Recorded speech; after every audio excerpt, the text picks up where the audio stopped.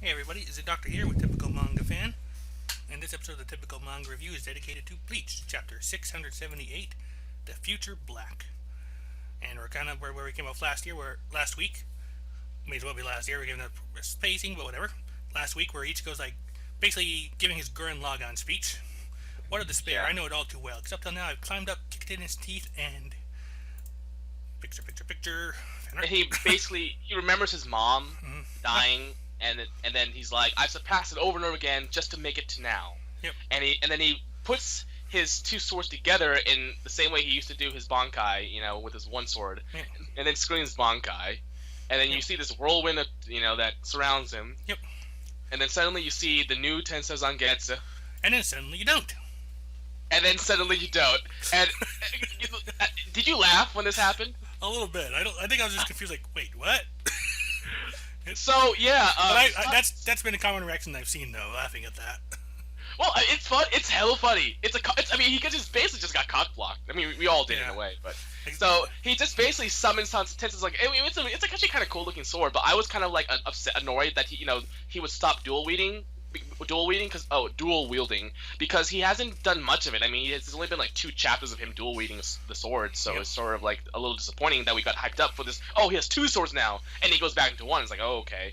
So anyway, the sword got basically cut like the way it was against Hashwald. Yeah, And you walk basically just declaring, boy, that's a mighty fine looking sword, but it's a bit too big for you. I'm gonna cut it down, turn it into a paddle, and give you the butt whooping you deserve. But anyway, that's basically what he said. So he basically said like he said he broke the sword through the future, and then the translator said this is actually supposed to be vague, like the way he says it. okay. And then he says like you probably don't know what I'm talking about, but you won't you won't get to. So and he said don't let your guard down, and then he rips off the horn of Ichigo's horn, And the throws hollow it, horn, and throws it yeah. at him. Basically. Well, at least now he doesn't have to like lean towards one side. Mm-hmm.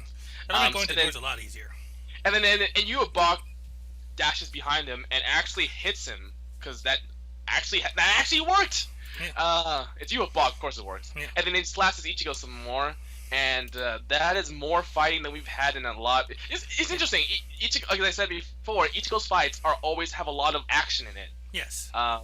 Compared to everyone else, it's almost to the point where you kind of get upset because Kubo's capable of it, but he doesn't do it, and you can't say, oh, it's style different, because he's doing it right now with Ichigo.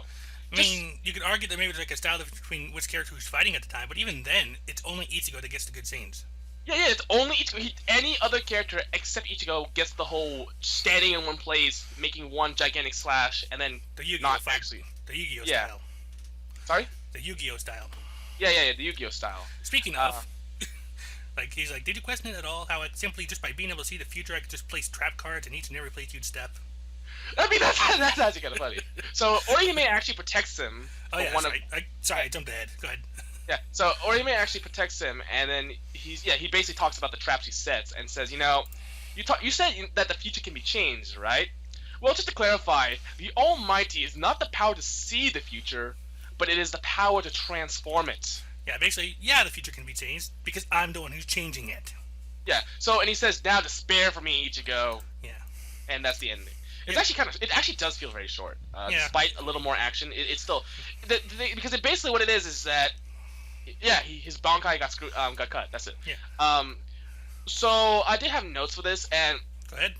okay, so Well, let me say one thing before you get started on here. Yeah. With Ewok, my takeaway on what he can do is basically, for all intents, I know it's not exactly what he's doing, but for all intents and purposes, he's attacking from the future.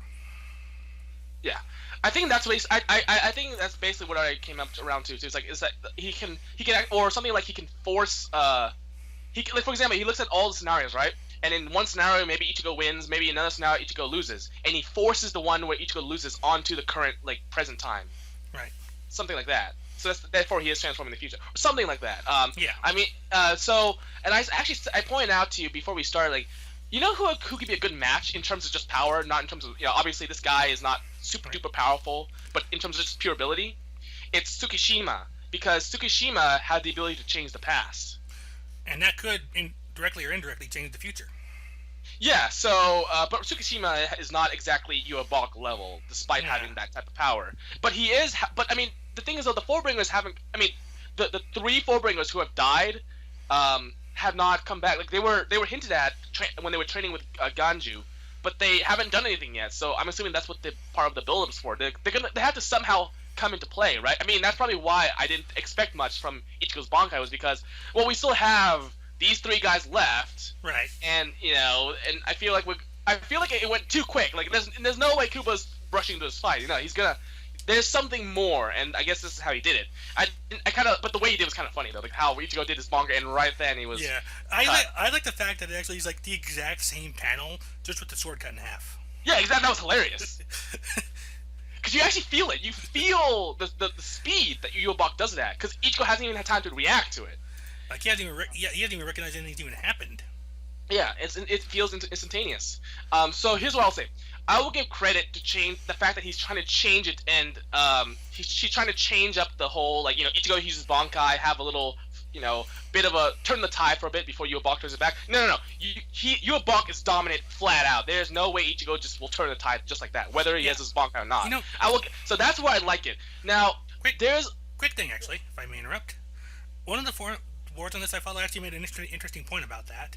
Like, when he fought Yamamoto and Ichibei, he didn't do a lot of this as much monologuing as he's been doing against Ichigo. He just ran in and took care of business mostly. Here, he's like just taunting Ichigo, monologuing at him, like just playing with him. Well, I mean, I think a part of it is because of Ichigo's nature as, like, the mud of the world, basically, and how that he's related to Yuobok too. So I like that mud of the world. I like that. The mud of the world. Well, he basically is mud of the worlds, plural with the world part. Because Wekamundo, and then there's the real world, and then there's probably the Quincy Shadow world, and then and Soul Society, so there's different worlds. So I would have liked it if we spent more time with the Shikai though, because then it would be more impactful when we get to this moment of hype, and then immediately back to despair. And I also thought maybe it would have been better if we, instead of cutting his Bankai, we cut his hand. Because it didn't feel, I don't know, it feels like history is just repeating itself, and that nothing's really been learned. And obviously Yuobok is way more powerful than Hashwold, right? Yeah, easily. And maybe that's the point. Maybe Kubo is trying to make history repeat itself, to show that Yuobok is controlling the future, and that it's supposed to make Ichigo's efforts seem like a waste. Because kind of like how history's repeating itself because Yuobok likes this history. And the fact that, despite all that, because when history builds itself or repeats itself, it means that you haven't learned anything, right? So it's like the fact that we went through all this and saying, oh no, Ichigo has learned something, and it makes you feel like you don't. It gives that feeling. It does give that feeling of despair. But I felt that maybe it would have been a lot more efficient if Ichigo had won a few fights before this to kind of showcase his growth, and then do this, and then so that way it makes it even more meaningless. So that way because the thing is though, there's only been hype because we waited for so long. Right. What if there was hype because he's won a lot of fights that were hard, and then so you say no, okay, he's growing. Oh, go ahead. Sorry. Oh, I was just gonna say, like, win fights against, like, the smaller guys, not your box level, but just showcase his power, make us feel that he's grown, and then do this whole thing with his Bankai and then show, hey, he's grown, but not to the point where it makes any difference. Yeah, other than just giving all these power-ups and then taking him on, having him face against a guy he cannot possibly win against no matter what he does. Because it kind of feels like we got cock blocked here. I mean, yeah. I get that's kind of the point, but at the same time, I felt like it would be a lot more efficient if we believed that Ichigo was more powerful, and then get that taken away from us. Then that'd be a lot more efficient. And I said because we haven't experienced Ichigo's full power yet. I mean, Ichigo probably has through training, because there's off-screen training. But for us, the reader, we haven't experienced it yet. So we're a lot more ready to accept the fact that his Bankai doesn't work, because we haven't seen it at its full power. So we don't. So the reader doesn't actually. I mean, we get cock blocked for like a couple seconds, right? But then we're just like, oh, okay. Because I mean, I was pretty nonchalant when I saw this, because I wasn't like, oh my gosh, he's using that Bankai that I saw. I would have seen him use like multiple times and destroyed everyone. No, I don't know what it is, and now that it's been taken away, it's like, oh, okay. I never knew it in the first place. And it's like, get more build up with the Bankai within the story, and not including the build up like outside, as in like waiting in real life every week for him to do something.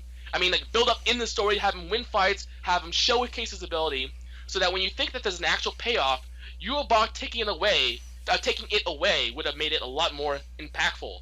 To make someone feel lost, you have to let them have it for a while first. That's when you experience despair. And I just quoted Sasuke, by the way. Oh, paraphrased. Which is something I don't ever do, so there you go. And if you think about it, how's that is to paraphrase Sasuke to make the point of how Bleach is? Well, I mean, because Sasuke talked about how, like, hey, Naruto, you never had your parents. I did, and I lost them. It's worse that way. Because you don't have to experience that type of loss, you know? And so, and now to explain why I said excluding the hype outside of the story in my previous point. Mm-hmm. I had also felt like in this chapter, despite having a lot more movement and more action than the usual Bleach fight, due to obviously this being an Ichigo fight, it didn't really satisfy, in my opinion, a week's worth of waiting for this. Yeah. As I said, it felt really short, and it felt, I think this chapter could have been combined with the last chapter, and it could have fit if you took out a little of the padding, because I know there was a little padding. Yeah. It could have still fit. And I said with a week of hype and hope to despair that, like, with a week of hype and hope, and then suddenly to go to despair that quickly, it causes a bit of a whiplash in tone, and it would have made more sense for us to get that hope for a split second, and then take it away. In the sense that I think it's kind of mean to make us wait that long just for this chapter, basically. Have us just experience the whole thing in one chapter. At least I feel. And I said, the reason why is because that type of feeling is actually experienced by Ichigo himself. Because obviously in real time, in the manga, he just did his Bankai and then he lost it, right? But the reader has to wait for a whole week. And I feel like in this situation, we want to have the reader and Ichigo feel the same thing. Yeah, I mean, and it helps with the pacing a lot too. I mean, there's some padding you can pull out. Yeah, I think the pacing, it just, the whole week wait. I mean, the whole week waiting for a week for this type of chapter, it just doesn't really, in my opinion, mess with the pacing too much. And I said, again, put it in the last chapter, and then you experience the whole thing, and there's a lot more to talk about. And this is why I said, this is why I excluded the build up and hype outside of the story, the waiting in real time. And I said this would again have been enhanced by making the audience a lot more overconfident in seeing Ichigo use his abilities in prior fights with success. So again, this whole entire point goes back to I think he should have spent more time with his Shikai. And also, even if the Bankai worked, I would have been a bit disappointed that Ichigo didn't do more dual wielding, because because we never got to see it. I mean, we saw it in a few chapters in this fight. But then he would go back to But then he just suddenly went back to his Bankai, and it would have went back to one sword. And I don't mean that his Bankai has to be one sword. I mean, I don't mean that his Bankai shouldn't be one sword, because it makes sense that it is a union of two powers. So of course his Bankai would be back to one sword again. I just wanted to kind of experience the Shikai a little more before we get to the Bankai. And I think. This is actually, and again, it's another reason for why I thought he should have spent more time with the Shikai, just simply so we could see more dual wielding. Because again, that's what was hyped. It was hyped. Yeah, true. The moment we saw the two swords, we say, "Oh my gosh!" The only other two swords were Kyoraku and Ukitake. Yep. Kyoraku didn't, his Bankai was kind of a disappointment, and Ukitake has been taken out of commission, so we really don't get to see that much dual wielding. I mean, the last time I remember dual wielding was the Stark fight between those two. Yeah. But honestly, the only time I can remember dual wielding is when they fought Yamamoto. But that was off screen. That's the thing. True. So the Stark fight is the only time when they actually did it on screen. And so I said, well, this is a great chance for Ichigo to showcase some dual wielding and see how Kubo might draw that. Nope. And he does it for a few chapters. I mean, he didn't even use dual wielding that much, because like he didn't start using his second sword until a little bit in the middle of the fight. So it actually wasn't that much in terms of how much he was using two swords at once. So again, and then to go back to the Bankai, to go back to one sword that quickly, it just kind of feels like, well, you kind of made me. It feels like he made us hype for something up that was never going to be a thing. And it's not the most important thing in the world, obviously. Yeah. But it's something that I would have liked to enjoy. And I kind of felt like he was saying, hey, you want to see some dual wielding? Let's go for it. And then he's like, oh, well, not really.